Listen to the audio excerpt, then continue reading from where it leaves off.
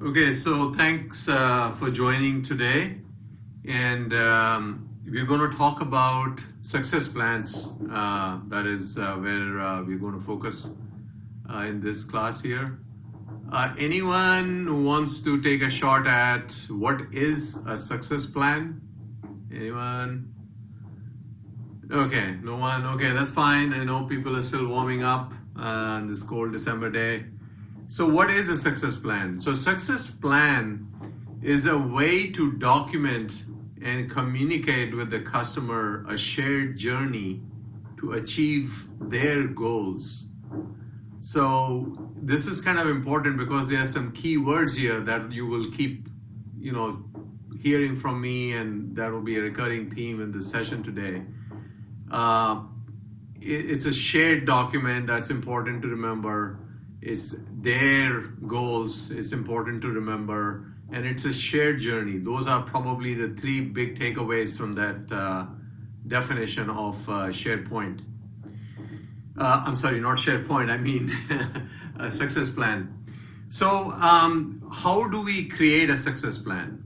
So we are going to talk about basically what are some of the pre-steps or the prep work that have to be done to create a success plan. And then we're going to talk about actual success plan itself.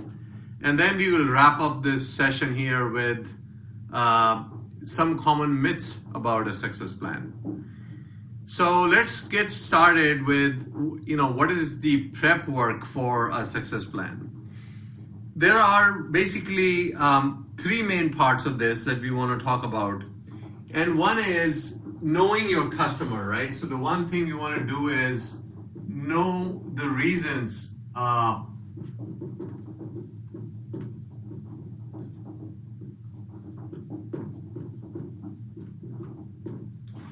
so you want to know the basically what the customer is going to use the product for. It's not something that you can come up with your own just because 5 other customers are doing certain other usage of your product or your service, but basically what is it that they are doing. So we want to focus on their reasons, and this is something that you can get some help to do your homework, so to speak, from sales team, from your sales engineering in companies that have that. So we want to focus on the reasons on why the customer bought your product.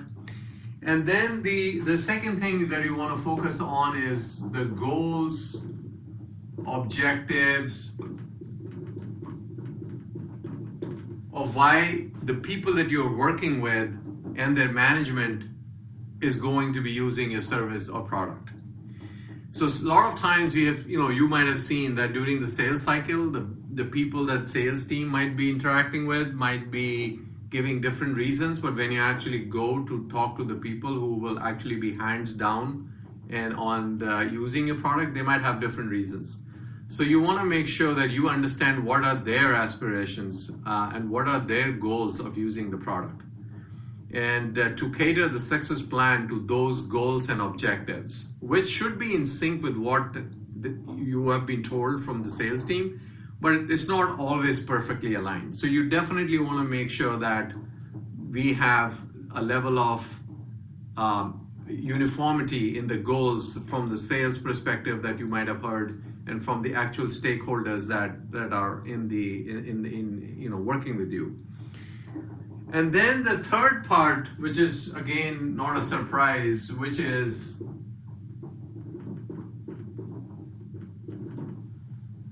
timelines. Now this is something obviously the company, your customer has paid a lot of money for. They are trying to get TTV is another acronym that you might have heard before. You want to reduce the time to value. You want them to get using your product as quickly as possible. So it's important for you to make sure that it doesn't take too long. But having said that, it's also important that this is something that you can deliver on. Because if timeline is something you communicate once, you set expectations once, and it gets exponentially harder to reset it even one more time. So don't try to force the basically try to force the timeline any more than you possibly can. Just to kind of summarize again for the for anyone who's walked in late. So this is kind of the three main steps for doing the prep work for your success plan. One is know the reasons, know the customer, know what are where they are at, what is this what is the status quo, what they're doing today, and then find out the goals and objectives and aspirations of the people that you're working with, and most of the time, not every single time, most of the time, most of the goals will be the same as what you have been told from the sales team. But don't assume that they will exactly be identical, but that's okay. And then the third one, which is again we talked about timeline, is customer wants the shortest possible time to go time to value. So which is fine, which is what they have been told by their management, and that's what they want because that's why they bought the product. But at the same time, you want to only commit to a timeline that you can deliver on. So it's important to make sure that you are communicating some of the reasons for not being able to do what they might want to do in terms of reducing this time. So now that we have done this prep work, typically this prep work can depend, can take anywhere from a day sometimes. If you have everyone assembled in the room and everything, you have all the focus and everything. And sometimes it can take a little bit longer, which is okay. There's not one size fits all. So don't be too hung up on what exactly is the right time to get through all the pre-steps. The next thing we want to talk about is the actual creating the success plan itself. So what we want to do here is we want to create, let me take a different marker just so that it's, so what we want to do there, right? So basically how to create a success plan. So now we're going to talk about create a success plan.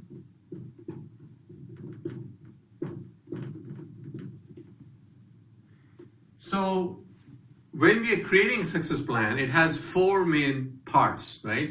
So the four main parts, let me just quickly write down the four main parts, and then we are going to actually talk about in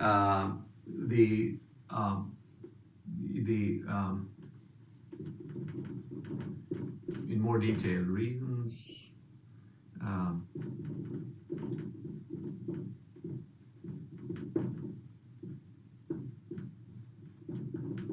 Spelling mistake. Thank you for that.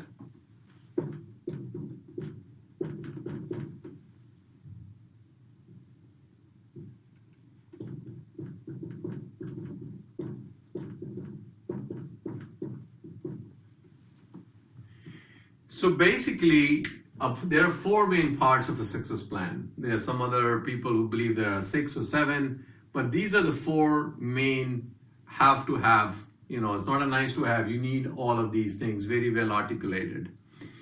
And let's start with the reasons, which is very obvious, right? I mean, what are the reasons for having a success plan? What are some of the, again, we talked about, this is, goals and objectives that you might have, in your discovery call, you might have discovered from your main stakeholders. So these are things that you want to capture here. This is again supposed to be, don't make it too long. It's best if you keep it as a list, right? So just, have reasons, generally speaking, don't have more than 2 to 3 or 4 reasons. It doesn't need to be a list of 100 reasons. Nobody's going to read that. So capture the most important reasons that why you have the success plan. The next one here, I want to, go into a little bit more depth on the challenges part. As you get to know your customer, you will realize that the customer has challenges, which is in your assessment, right? But this is not the place to put your assessment in, right? So it's not about you thinking that, oh, their networking team is all over the place. Many times it is, but that's not something that they might be open to agreeing on, right? Or they don't communicate with each other because you might be working with many different teams. So you want to make sure that you don't put that out and say, oh, you guys are a dysfunctional family and nobody talks to anyone and there's going to be a big problem. Don't say things like that. That is for you to keep for your internal notes in your own, systems internally. The thing here is to know what do they think are the challenges, and capture those, right? So that is the most important thing. The second thing to focus here is if you feel like the two assessments that talked about earlier, that the networking team or the security team is dysfunctional, you want to see if you kind of bring it up in a nice way. Do they bite? Is that something that they're open to? Because it will make your life easier later on if you don't have to have a two separate list of the real challenges that you see and the types of challenges that a customer sees. So if you can get the two list of challenges to be the same, it's going to make your life much easier. So anyway, so this is something to keep in mind. So be wise about it. Don't just go with a brute force and dump everything on them. You're going to burn a lot of bridges before you even get started. The third one, this is again a very interesting one. They want to achieve success, but it's not always going to be clear or easy to know what that success looks like. A customer telling you they want to reduce, I want to make my life easier, and I want a tool. I want your tool to set up my meeting quickly and stuff like that. Now you need to talk about, okay, are we going to talk about reduction in time that it takes to do settings, set up a meeting, or are they looking at steps or the number of clicks or the number of people involved? Or are they looking to not have to go to some other team for something? So these are kind of things that again takes a lot of conversation back and forth, and then to come up with KPIs around those success metrics, right? So you want to have very clear cut, KPIs that this success plan is going to shoot for. So this is definitely something that will take a lot of back and forth with the customer. The next one, again, so notice the word milestone plan. I didn't say project plan, because project plan to many of you here, and rightfully so, project plans would mean 500, 200 different work breakdown structure line items, right? It's like a big long document on Microsoft project or what have you, smart sheets and things like that.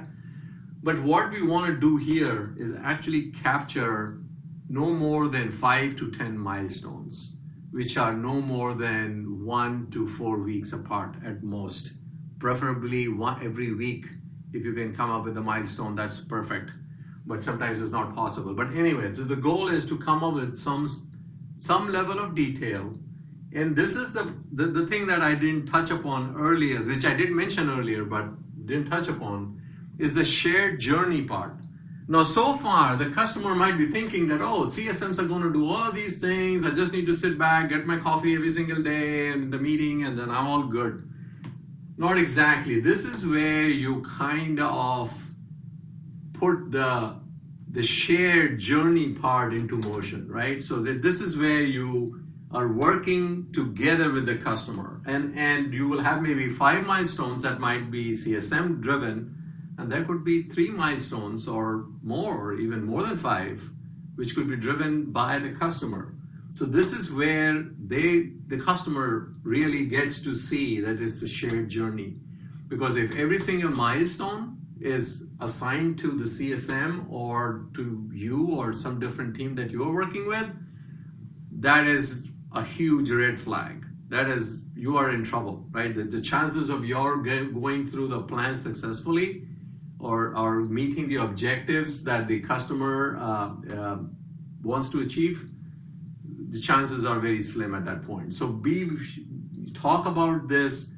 If there are objections to the shared ownership of some of the milestones or exclusive ownership on the customer side, iron those out. That shouldn't be a challenge. That's important, right? So if there is risk, this is a huge risk. So let's make sure that we get this right.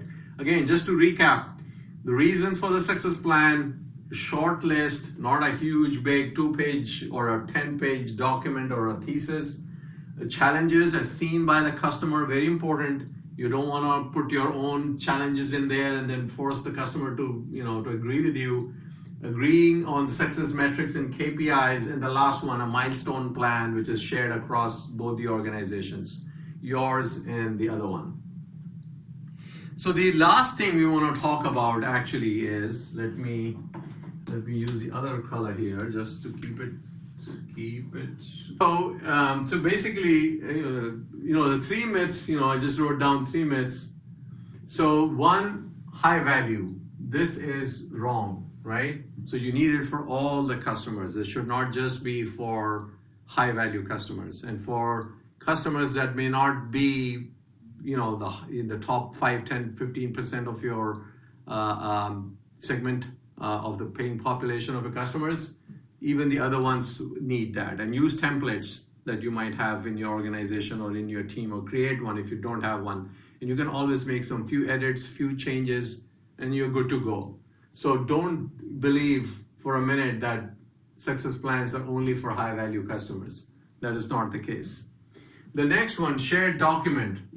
This is absolutely correct. You want to make sure that you have tools. You have the success plan available to you and the customer at any given moment of time. So you don't want to be taking a static snapshots and emailing it back and forth via email or things of that nature. So you definitely want to make sure that you have the success plan is a shared document. It's not an internal document. It's not something that you have two versions of, one customer facing, one internal facing. There is just one version of it, and it is something that you are working with the customer, as much as you possibly can. And the third one is use tools to share. Don't, again, as I said earlier, don't use email to share. Don't allocate 10 minutes or something in your meetings with your customer, touch points, talking about, I changed this, I changed that, and did you notice this? And then the customer does a flip and tells you that, oh, we couldn't meet this. Everything should be in this document, which is shared. And use tools, notifications, suggestions, revision histories. Use all of those things to make sure that you have tools that helping you collaborate. So don't try to do this manually. So again, the three myths. Is it only for high value? No. It's for everyone. Should it be a shared document? Yes, it should be a shared document. Don't keep two versions, and don't have an internal only version. And three, use tools to share as opposed to trying to share via email or something archaic like that.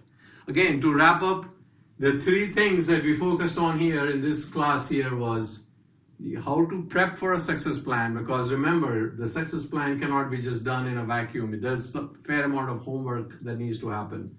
And we talked about some of the things that have to happen during the homework stage. The second one is actually creating a success plan.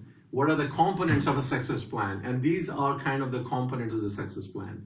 The reasons, challenges, success metrics, KPIs, and the milestone plan. And then we talked about some common myths here, right, which are listed here. So if you keep all of these things in your, when you're doing a success plan, I think you will do just fine. Again, these are suggestions. Your mileage might vary, as they say, but it's a good, solid starting point for creating a success plan. Thank you for coming, and look for some of the highlights and some of the notes from this class on my blog, www.infoiv.com. And if you miss anything here, I know some of you guys are busy with other things, but you will find basically the summary of this class on the blog. Thank you.